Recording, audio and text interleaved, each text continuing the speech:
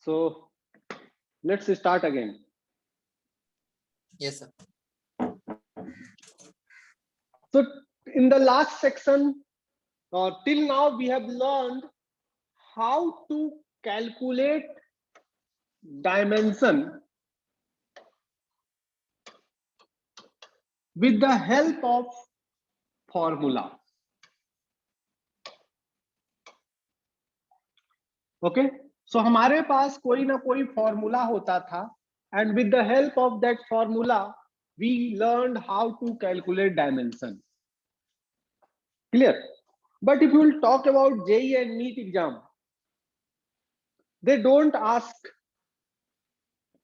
about, or they don't ask to calculate the dimension. They ask reverse calculation. Most of the questions they are asking for last few years are in reverse direction. With the help of dimension, they are saying to calculate a formula, or actually with the help of dimension they are saying us to design a formula. Okay, so sometimes they says to calculate, or sometimes they say design. Design means that is a fake formula, but they are saying to find it. So now we are going to learn in reverse direction. With the help of dimension, we will learn how to calculate formula. Okay, and this new thing requires a big calculation, so be ready for doing calculation. So let's start with the first formula, first calculation. We are going to calculate formula for pendulum.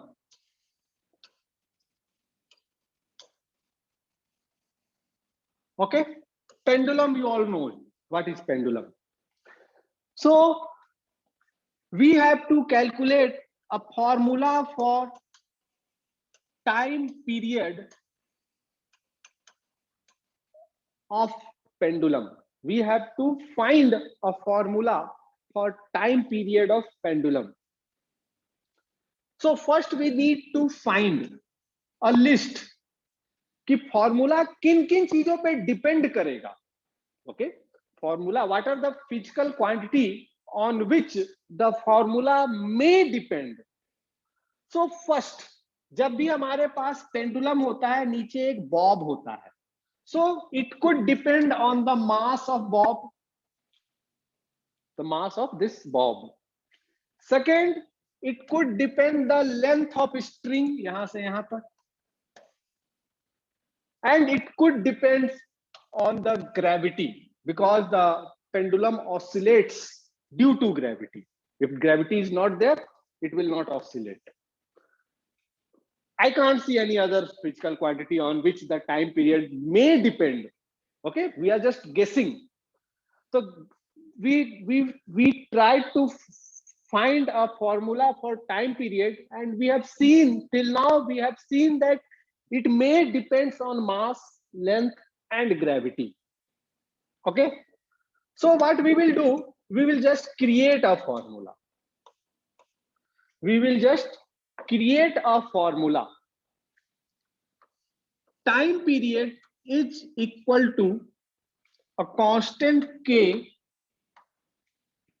mass with a power a, length with a power b, and g with a power c. This is a very standard procedure. So the first step is we will just guess those physical quantity which may have some contribution for the formula. So हमने देखा कि time period में हमारे पास pendulum है, pendulum के पास एक मास है, एक लेंथ है, और it works due to gravity, तो शायद ग्रेविटी पे भी डिपेंड करता होगा. सो हमने तीनों लिख दिया. Second step is to write a formula. हमने सिंपल एक फॉर्मूला राइट किया. Okay, time period is equal to K, this is just a constant, M पे power A, I don't know what power it should have, L पे power B, and G पे power C. Now we will try to calculate the dimension of T. We will try to calculate the dimension of T. So कैसे calculate करेंगे? K doesn't have any dimension. Mass to the power A, length to the power B, and G का m0 LT minus 1, sorry minus 2 पे power C. सो हमने मास का dimension लिखा, उस पे power A लिख दिया, लेंथ का डायमेंशन लिखा, उस पे पावर B लिख दिया, G का डायमेंशन लिखा, G is acceleration, and power C लिख दिया, and this side m0 L0 T, time का डायमेंशन भी हमने लिख दिया. अब थोड़ा कैलकुलेशन कर लेंगे. m L T 0 0 1 on this side, m power A, there is no other m, यहाँ m पे power 0 है, so it will not have any contribution from this part. So the total power of m is A. Next, L to the power B and L to the power C. You can see कि L पे power यहाँ से भी है और L पे power यहाँ से भी है. So total power on L will be equal to B plus C. Clear? Now coming to T. T pe power, we don't have any power, we don't have any power. Only we have power minus 2C. So minus 2C. You need to do the calculations very carefully. So first step, second step, this is just a calculation step. We haven't done anything. So next, we will compare the power. We will just compare the power on two sides. So on this side, power of m is A. And on this side, the power of m is 0. So both must be equal. Okay.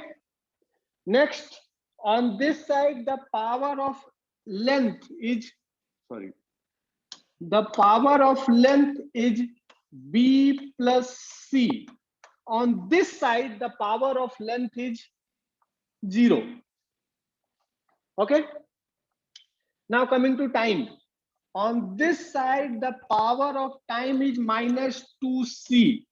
On this side, the power of time is 1. Okay. Now we need to calculate these three equations. So एक तो already calculated है, A की value 0 आ गई. From this equation, we can calculate C equal to minus 1 by 2. तो C की value भी हमें पता चल गया. Now, using this equation, we can write B is equal to minus C, और B क्या जरूरत है इसको लिखने की, is equal to minus half, which is equal to half. So हमारा A 0 हो गया, B half हो गया, और C minus half हो गया. Okay. Now we will put these three values in the first formula. ये जो first formula हमने लिखा था, in this formula we will put the value of A, B and C. So the formula will be T equal to K mass पे power A, length पे power 1 by 2, and G पे power minus 1 by 2 is equal to K. M will disappear. L will be like this. Power on anything, power half on anything is actually root. Okay, power half is root. आपको ये पता होना चाहिए. So here L पे power half is actually root L. Similarly, minus power half is root in denominator. Root in denominator. So हमारा final formula हो गया T equal to K root under L upon G. This is the answer. K की value आप if you know कि K की value क्या है, then only you can write from experiment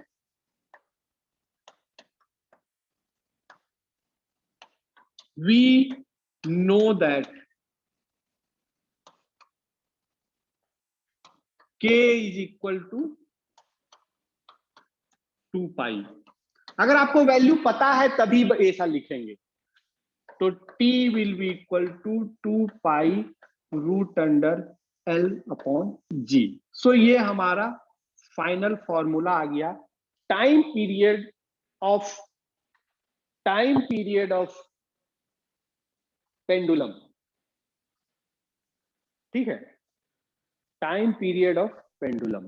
Sir, हाँ, so why is K taken only as 2 pi? वो scientist ने पता किया था, हमें नहीं मालूम कहाँ से. Okay, so if you don't know बोला बेटा. K की वैल्यू कितनी होगी, this is your final answer. ठीक है, if you don't know the value of K, this is the final answer. But scientist लोगों ने पता करके एक्सपेरिमेंट से हमें बताया कि वो 2 पाई आएगा, तो हमने 2 पाई लिख दिया. तो ठीक है. सर, तो अभी तो हमें के की वैल्यू पता है, तो हम सब एक्सपेरिमेंट में के की वैल्यू 2 पाई लिखेंगे, राइट? नहीं, मतलब फॉर दिस ऐसे एक्सपेरिमेंट करते ओनली K की value 2 pi. Okay Okay. Okay okay. For other experiments, the value will be different. Okay, for only for this pendulum experiment, K की वैल्यू 2 पाई निकली लोगों की. Okay. हाँ, तो सर सर थोड़ा हमें ऊपर स्क्रॉल. थोड़ा हमें ये वैल्यू याद रखना है ना? नहीं, जरूरी नहीं है. अगर याद है तो आप लिख दीजिए, नहीं याद है तो just leave it here, K root under L by G. Okay, और मे बी K लिखिए मत, 1 ही रहने दीजिए. ओके, वो एक्स्ट्रा था. ठीक है, जस्ट लीव द K. अगर आप पूरे कैलकुलेशन में से K को डिलीट कर देते हैं, then also the calculation is correct. वही बताया ना, there are few things called physics, there are few things called tradition. तो K लिखने का ट्रेडिशन है तो लिखना पड़ता है. That is not part of physics. जब भी आपके कॉम्पिटिटिव एग्जाम में आएंगे, so K will not be mention.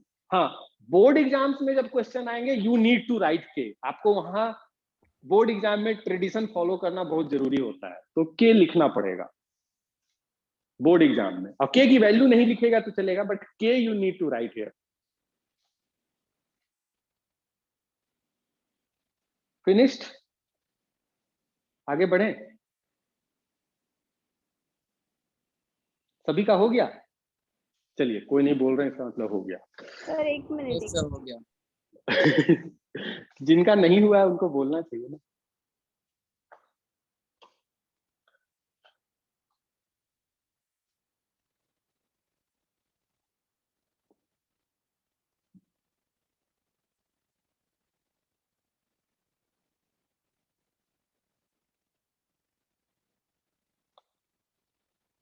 हाँ सर.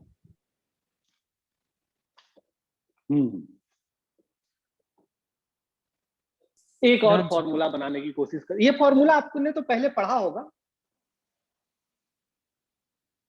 No sir. ये फॉर्मूला आपका जाना पहचाना होना चाहिए.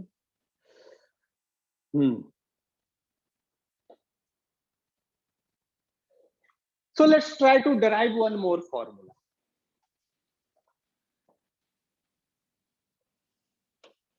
Kinetic energy of a particle. Kinetic energy of particle. It depends on किन किन बातों पे डिपेंड कर सकता है. तो mass of particle, volume of particle and velocity of particle. याद रखिएगा, ये वॉल्यूम है, ये वेलोसिटी है। सो वी डोंट नो कि फॉर्मूला क्या है। काइनेटिक एनर्जी का फॉर्मूला हम लोग जानते हैं, बट थोड़ी देर के लिए एज्यूम कर लीजिए we don't know the formula of kinetic energy, we want to derive it. Okay, kinetic energy का formula we want to derive it.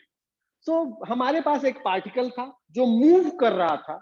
सो हम जानते हैं कि किसी भी पार्टिकल का, किसी भी ऑब्जेक्ट का काइनेटिक एनर्जी उसके मोशन के कारण होता है। So what are the properties the particle is having? तो सबसे पहले उसके पास एक मास है, उसके पास एक वॉल्यूम है, और उसके पास एक वेलोसिटी है। तो let's try to find the formula for kinetic energy. ये काइनेटिक एनर्जी का फॉर्मूला क्या हो सकता है आउट ऑफ दीज थ्री? हाँ, एक वॉल्यूम तो बात हम ध्यान रखना है कि 3 से ज्यादा फिजिकल क्वांटिटी नहीं होने चाहिए, otherwise the calculation will fail. हाँ, क्या बोला आपने? वॉल्यूम तो हम पेंडुलम में भी ले सकते थे, तो उसमें क्यों नहीं लिया? हाँ, उसमें इसलिए नहीं लिया क्योंकि जो बॉब था उसमें जो हम क्या करें, वॉल्यूम जो है उसके जगह हम लोगों ने लेंथ ले लिया था, length of string. Okay, okay. तो लेंथ और वॉल्यूम का जो डायमेंशन होता है दे आर हाईली रिलेटेड, क्योंकि वॉल्यूम का डायमेंशन में भी लेंथ ही होता है। सो एक गेसिंग होती है और कोई नहीं है, मतलब there is no fix rule कि यही क्यों लिया वही क्यों नहीं लिया। So just you need to try कि आखिर what are the factors on which it may depend. Okay, so just a stupid guess कि चलो मास पे होता होगा, वॉल्यूम पे होता होगा, वेलोसिटी पे होता होगा। Clear? So we will write, kinetic energy को सिर्फ के से रिप्रेजेंट करते हैं, पूरा बार बार लिखने में दिक्कत होगी। So first step is to create the formula K is equal to constant. Constant को इस बार सी लिख देते हैं, सी नहीं लिखेंगे, कांस्टेंट को लिखते ही नहीं है, no need to write the energy को कांस्टेंट। ई लिख दो। काइनेटिक एनर्जी को ई लिख देना, हाँ ये बेटर ऑप्शन होगा। सो काइनेटिक एनर्जी को ई लिख देते हैं, is equal to K m to power a, volume पे पावर b एंड वेलोसिटी पे पावर c। ठीक है, एनर्जी का dimension m l square t minus 2। Energy का याद होना चाहिए, ठीक है ना, याद कर लीजिएगा। के नो डायमेंशन, मास पे पावर a, वॉल्यूम का डायमेंशन l क्यूब पे पावर b, एंड वेलोसिटी का डायमेंशन l t माइनस 1 पे पावर c। यहां पर मैंने पूरा पूरा नहीं लिखा है, सबको शॉर्ट में ही लिखा है। ओके, वो जीरो वाले जो फैक्टर्स थे उसको मैंने नहीं लिखे हैं। Next we will do calculations. m power a, l 3b 1c, तो 3b plus c into time पे power minus c, this side m l square t minus 2. Okay, now we will compare RHS और LHS को compare करेंगे। So power of m is a and power of m is 1. This side power of L is 3b plus c and this side power of L is 2. This side power of c, power of time is minus c and power of time is minus 2. अब calculation करते हैं, ये already calculated है। Here minus c is minus 2, तो c is equal to 2। From here c की value 2 put करेंगे, 2 2 cancel हो जाएगा। आप कैलकुलेशन कर लीजिएगा, मेरा कैलकुलेशन b इक्वल टू 0 आया। ठीक है, so now the formula of kinetic energy will be k, क्या था फॉर्मूला, मैं तो फॉर्मूला ही भूल गया। m पे पावर a, m पे पावर a, वॉल्यूम पे पावर b एंड स्पीड पे पावर c। वैल्यू पुट कर देंगे। Energy is equal to k, mass पे पावर a 1, वॉल्यूम पे पावर 0 एंड वेलोसिटी पे पावर 2। सो ये हो गया k m v square.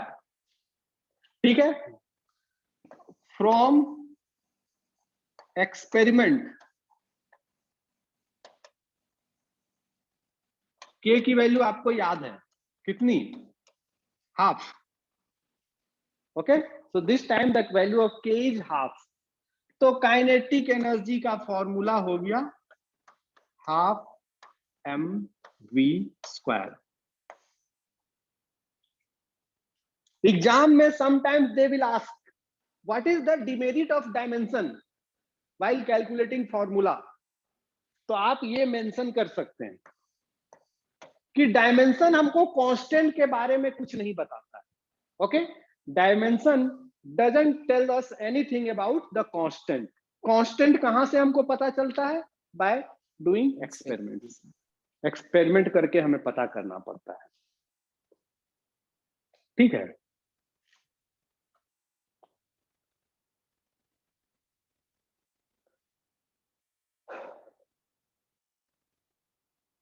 Sir ऊपर करोगे प्लीज?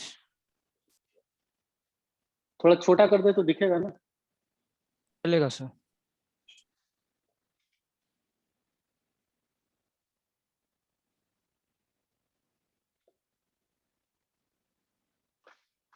यहां से स्टार्ट था। ठीक है। सो ये दो डेरिवेशंस बहुत ध्यान से सीखिएगा। Derivation of time, derivation of formula for time for pendulum and derivation of kinetic energy for a particle। Sir ऐसे कुछ भी आ सकते हैं राइट? अरे बहुत, अगर नीट या जेई ने पूछा है तो एकदम से दे will ask a very very very very very bad condition. वो इतना बैड कंडीशन क्रिएट कर देते हैं कि समझ में ही नहीं आता है करना क्या है। ये तो बहुत इजी था, जस्ट फॉर लर्निंग तो पर्पस इसमें सबसे हमने दो डिफिकल्ट इजी पार्ट वाले है कि किए हैं।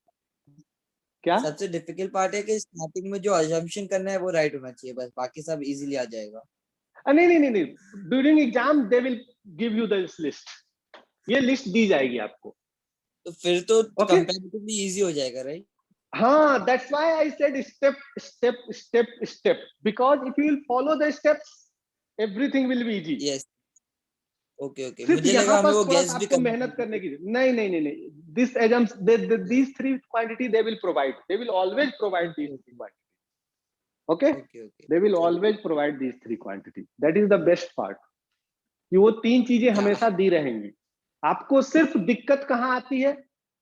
ये जो कैलकुलेशन करना पड़ता है एबीसी, यहाँ पर अच्छे से करना होता है algebra, otherwise you will do mistakes.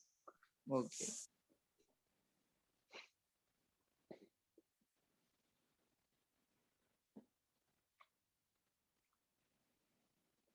Okay,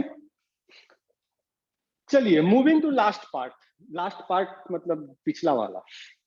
तो लास्ट में जब हम लोग डायमेंशन कैलकुलेट कर रहे थे तो एक छूट गया था, तो हम सोच रहे हैं उसको करा दिया जाए, या नेक्स्ट क्लास में ही कर सकते हैं। चलिए नेक्स्ट क्लास में करेंगे, आज कुछ और करते हैं, मतलब इसके में सर नेक्स्ट करते हैं।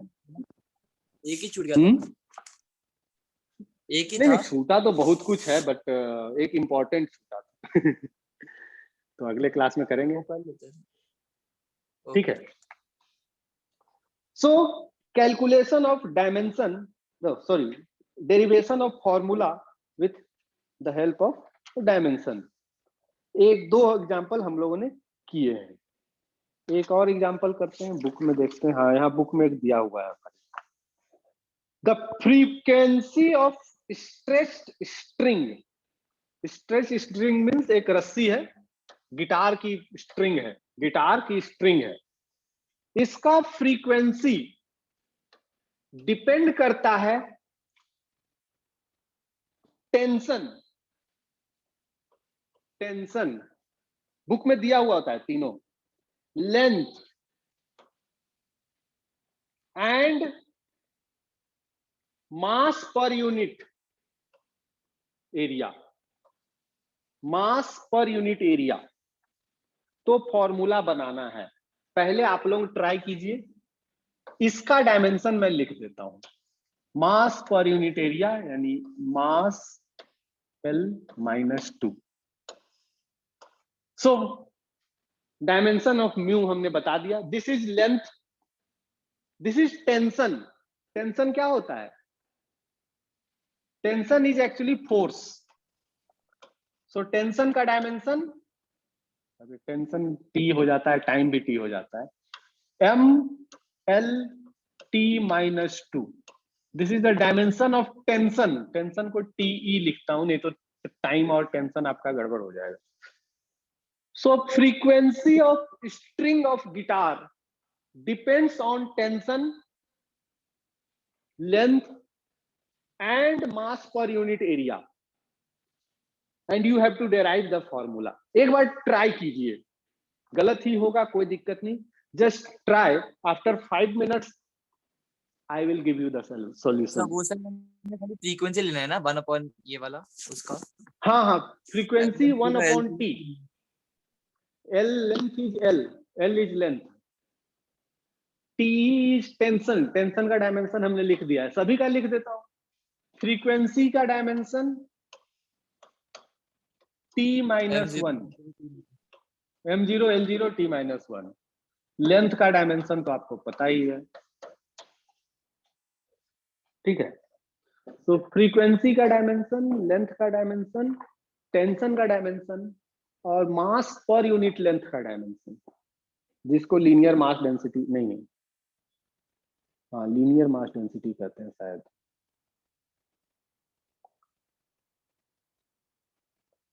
मास डेंसिटी का हमने गलत लिख दिया, मास लीनियर मास डेंसिटी होता है, -1 होगा, नॉट -2।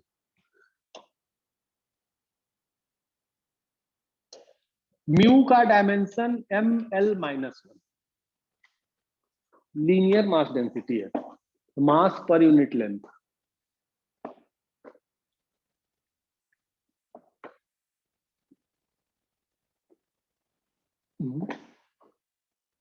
हमारे लैपटॉप की बैटरी खत्म हो गई,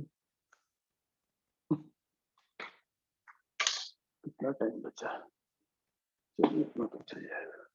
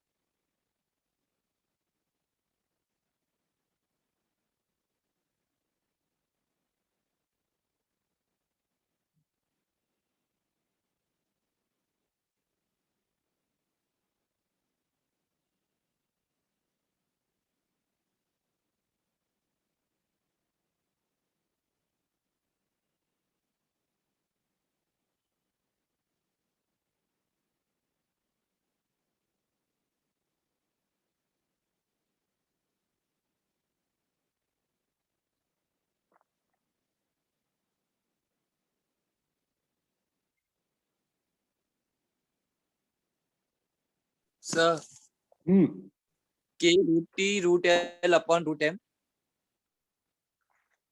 k root t root l upon root m. Root m, अच्छा उसको इसका इसका नाम म्यू होता है, इसको म्यू पढ़ते क्या हैं। होता है? ओके म्यू, सॉरी, तो root mu upon root mu. हाँ, इसको म्यू पढ़ा जाता है। थोड़ा सा मिस्टेक है, बुक में जो आंसर है उससे आपका मैच नहीं किया, थोड़ा पता नहीं क्यों नहीं मैच किया, मे बी बुक में ही गलत हो। एक बार फिर से चलिए। हाँ, बुक में जो आंसर है उससे मैच नहीं हुआ आपका।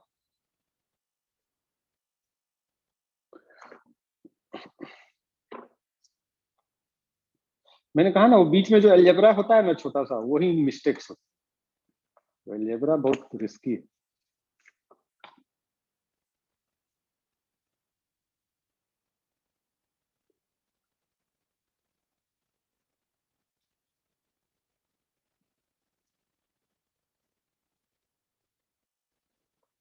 म्यू का डायमेंशन, अच्छा म्यू तो आपका सही आया है। सर हाँ मिस्टेक मिली, 1 मिनट रुको।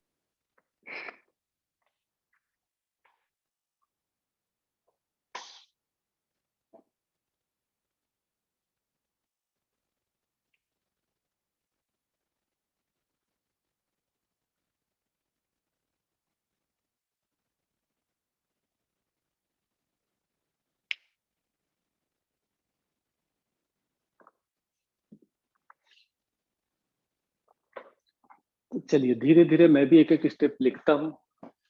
तो F is equal to K, tension पे पावर A, लेंथ पे पावर B और म्यू पे पावर C। डायमेंशन लिखते हैं। फ्रीक्वेंसी का dimension m0 l0 t-1। k का कोई डायमेंशन नहीं है। Tension force m l t-2 पे सर power root t upon root mu. क्या, root k root t upon root mu. Root T upon root mu, L कहाँ गया?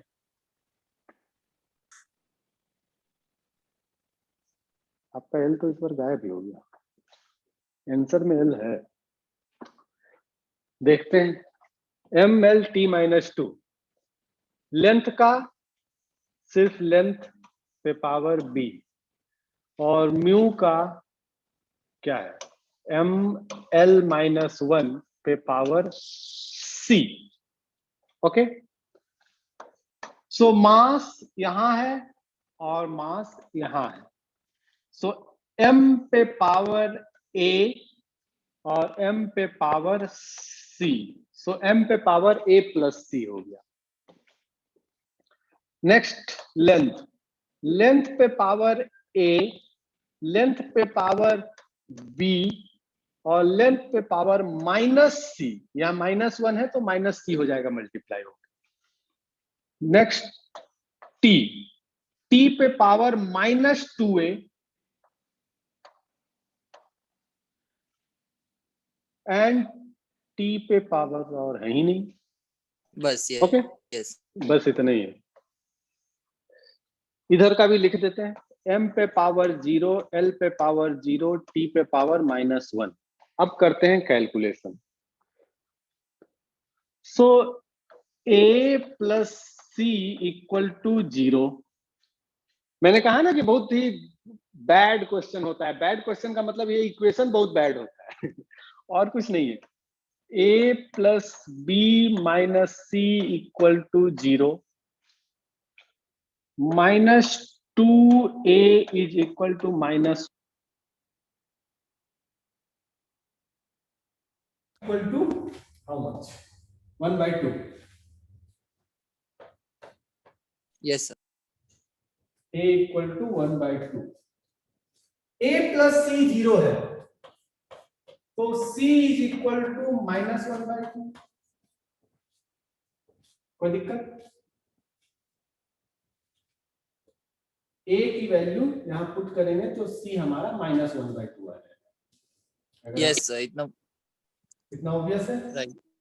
अब यहाँ हम b निकालते हैं, तो b बन जाएगा हमारा c माइनस ए। c की वैल्यू है -1/2 और a की वैल्यू है -1/2, so it will be equal to -1।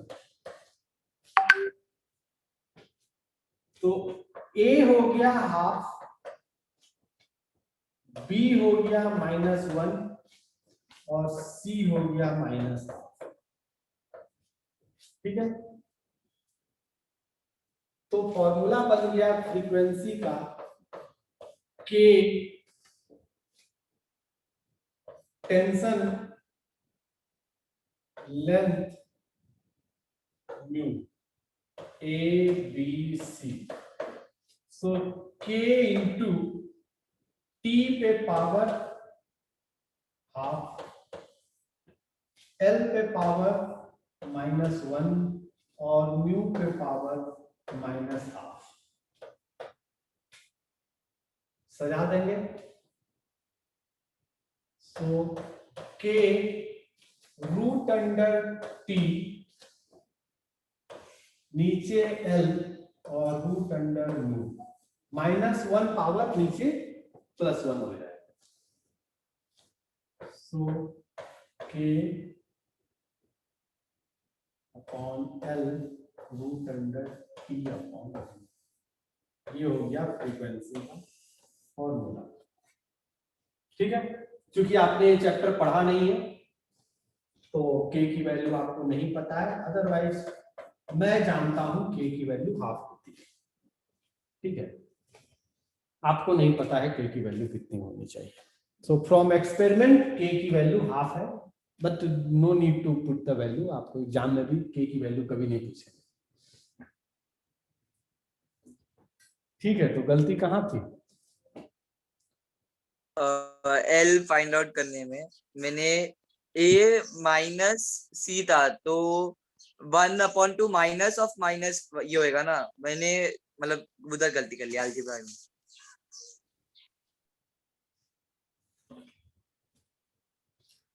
चलिए, सो ये this topic also finished. Last में एक छोटी सी बात है, वो लिख ले, बुक में दिया हुआ है।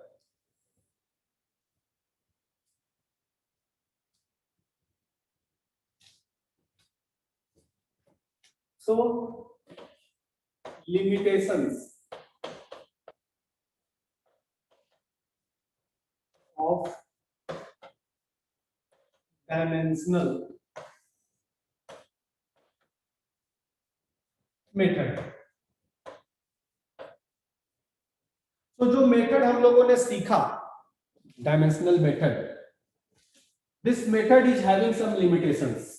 इसमें कुछ लिमिटेशंस हैं, उन लिमिटेशंस को हम लोग बस लिस्ट कर लेते हैं। बहुत सिंपल है। पहला, this method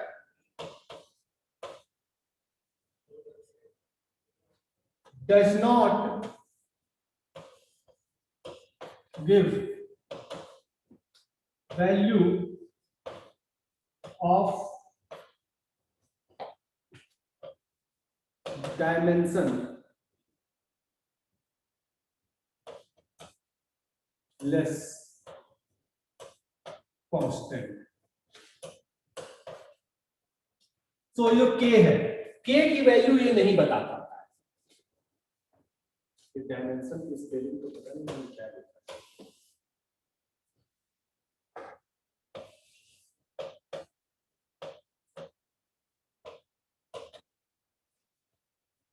dimension less constant. Okay, सो पहला प्रॉब्लम है कि ये डायमेंशन लेस कांस्टेंट के बारे में कुछ भी नहीं बताता है। दूसरा,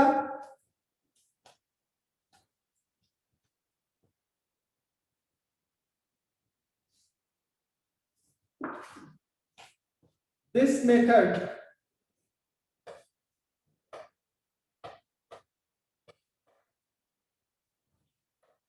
does not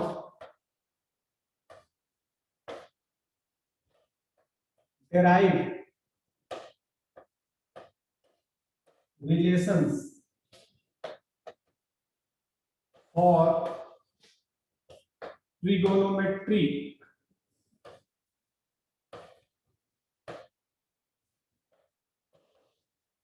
trigonometrical logarithmic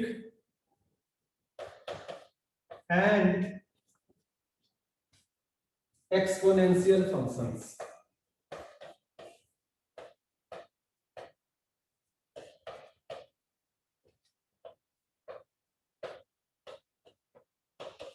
तो किसी भी फॉर्मूले में अगर साइन कॉस टैन हो तो उस फॉर्मूले को ये नहीं बता पाता है। लॉग, आपने शायद नाम सुना होगा लॉग का। Have you heard about log? No sir. No, sir. Yes, sir. Yes, कुछ लोग सुने कुछ लोग नहीं।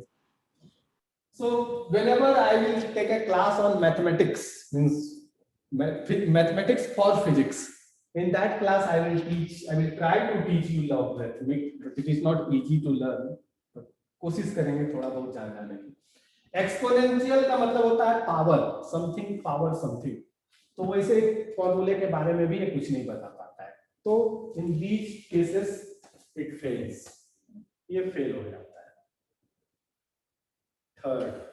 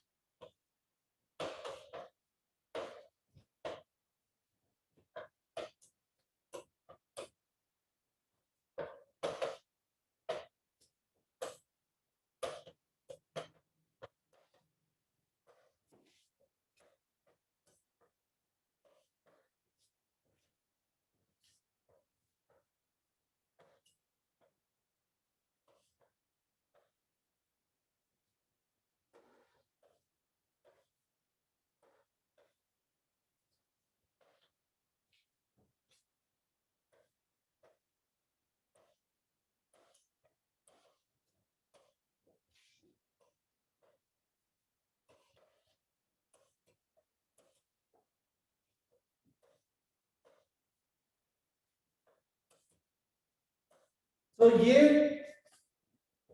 मेथड सिर्फ उन्हीं फिजिकल क्वांटिटीज के बारे में बात करता है जो मल्टीप्लिकेशन या डिवीजन से रिलेटेड हो। अगर कहीं कोई फॉर्मूले में एडिशन या सब्ट्रैक्शन यूज हुआ हो तो this method just fail. For example, s is equal to ut plus half at square। सो इस रिलेशन को ये नहीं बता पाता है। Okay, s equal to ut plus half at square। So here two physical quantities are related with a addition symbol। Okay, so this type of relation can't be derived with this method। So सभी जगह काम नहीं, simply सभी जगह काम नहीं करता है, but in most of the cases it works and it is highly useful for those conditions। बहुत से ऐसे एक्सपेरिमेंट होते हैं जिनको हम नहीं कर सकते थे easily, but with this method हमने उसके फॉर्मूले डेराइव किए and after derivation of formula it becomes easy to do experiments. एक बार फॉर्मूला हमारे पास आ गया तो हमारे लिए एक्सपेरिमेंट करना आसान हो गया and with the experiment we just calculated the constant की वैल्यू निकाल ली है। सो ऐसे बहुत से फॉर्मूले हैं जो इसी मेथड से डेवलप हुए। लेकिन सारे फॉर्मूले यहाँ से नहीं आते हैं, कुछ फॉर्मूले ऐसे भी हैं जिनको डिराइव करने के लिए हमें अलग मेथड्स की जरूरत पड़ती है। ठीक है, सो लिमिटेशंस हैं, छोटे छोटे ही हैं, ज्यादा इंपॉर्टेंट नहीं है लिमिटेशंस। बोर्ड एग्जाम में पूछे जाते हैं, कॉम्पिटिटिव एग्जाम में आई डोंट थिंक दे में आस्क समटाइम कि कुछ स्पेशल डिजाइन करके पूछ सकते हैं, बट डायरेक्टली कभी नहीं पूछा जाएगा। Okay, so next class also we will continue this dimension thing. We have left one application of dimension. हमने आज 2 एप्लीकेशन देखे, एक और एप्लीकेशन अभी बाकी है, so we will do that application. And first वाला derivation of dimension, उसमें 2-3 dimensions और निकालेंगे। And in this second thing जो हम लोगों ने सीखा, derivation of formula, during exam you will see a different kind of questions. Okay, जिसमें आपको फॉर्मूला डिजाइन नहीं करने कहा जाएगा, बट आपको करना फॉर्मूला ही डिजाइन है। Okay, in for that type of question also we will try to solve few questions from, we will solve some question from NEET previous year question bank. Okay, previous year question bank के कुछ questions वैसे ही हैं जैसा मैं बात कर रहा हूं। So those question we will try and we will see कि हम उनको कैसे solve करते हैं। Question पढ़ने के बाद ऐसा नहीं लगता है कि they are asking for a formula, but the process जो हम लोगों ने follow किया, same process से वो भी question solve होते हैं। ठीक है, so that's all for today. If you have any doubt, question, you can ask. कोई डाउट नहीं, सब कुछ समझ में आया? Yes. Yes, sir. Yes sir. चलिए ठीक है, सो आई होप कि आगे के क्लास में भी ऐसा ही चले कि सब कुछ आपको समझ में आए, क्योंकि for most of the student physics जो होता है वो मोस्ट डिफिकल्ट चैप्टर हो जाता है धीरे धीरे। बट अगर हम लोग ध्यान से पढ़ेंगे तो physics is not a difficult topic. हम लोग कुछ मिस्टेक्स करते हैं, पढ़ते समय ध्यान नहीं देते हैं, that's why only physics become difficult. Physics होता बहुत इजी है, हाँ थोड़ा सा मैथमेटिक्स डिपेंडेंट है, so together with physics we also need to learn mathematics. ठीक है, थोड़े मैथमेटिक्स भी टाइम टू टाइम सीखते रहने पड़ेंगे। Okay, so that's all for today class. Thank you sir. Bye sir. Thank you. Thank you, sir.